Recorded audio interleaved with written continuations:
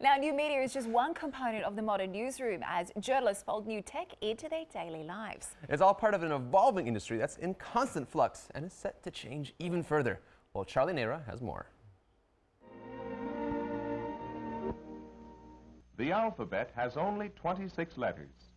With these 26 magic symbols, however, millions of words are written every day. Journalism started in print, and for over 300 years the news industry continued to grow, even gaining readers as television pushed its way onto the scene, with print circulation and ad revenue peaking in 2004, after which a gradual decline has been apparently irreversible.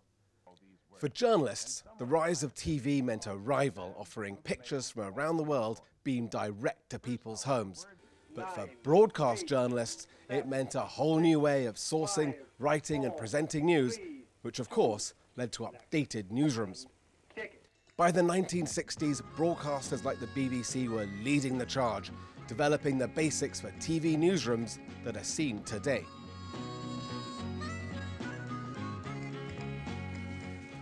And the basics continue to evolve around the world, like at this San Francisco broadcaster in the US in the 1970s. Think of the computer as the answer man, a giant, constantly changing fat file of information on what's happening in the newsroom and in the world. Or at the misleadingly titled Global TV channel in Canada, seen here on an average news day in the newsroom in the 1980s. 5, 4, 3, 2, 1. And up. Which takes us right through to news outputs of today, like the right-wing Fox News station, America's most watched cable TV news service, working out of a newsroom similar to what's seen in broadcasters across the planet. This big pod here, this is the national desk. It's the biggest pod in the newsroom because this is where the most manpower is, and woman power, this is where all the information from the national... And even Hollywood has jumped on the bandwagon, with HBO's The Newsroom showing us the behind-the-scenes day-to-day of a modern news team, with liberal dustings of idealism thrown in for good measure.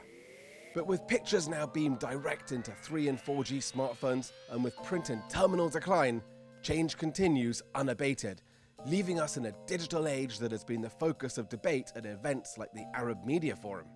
Of course, the big question at the Arab Media Forum, not just this year, but pretty much every year I've attended, is what is the future for media? And finally, at 2014's event, we have the answer. The Future Newsroom. Let's go check it out. This Future Newsroom was set up to show us how news could one day be sourced and disseminated, revealing a high-tech vision that requires a little explanation. This Future Newsroom is going to be the library for all the journalists, because they will receive the latest updated media from all the social media. And we open the room, as you can see. If I am a journalist, I would like to send a report about politics, and I've entered politics. And from here I have the picture option, where I can find this picture related to my topic that I want to release it. So I send it to the broadcast screen, which is in front of us here. We have the picture being selected, and we have every other different news source currently being used also available to us. So I do have also more choices, such as the radio. I can open it, and you can hear the room talking, and the radio is open, about politics. Another feature on show was the Connected Globe, through which journalists will be able to connect to contacts and colleagues around the world, as well as following breaking news in any city as it happens.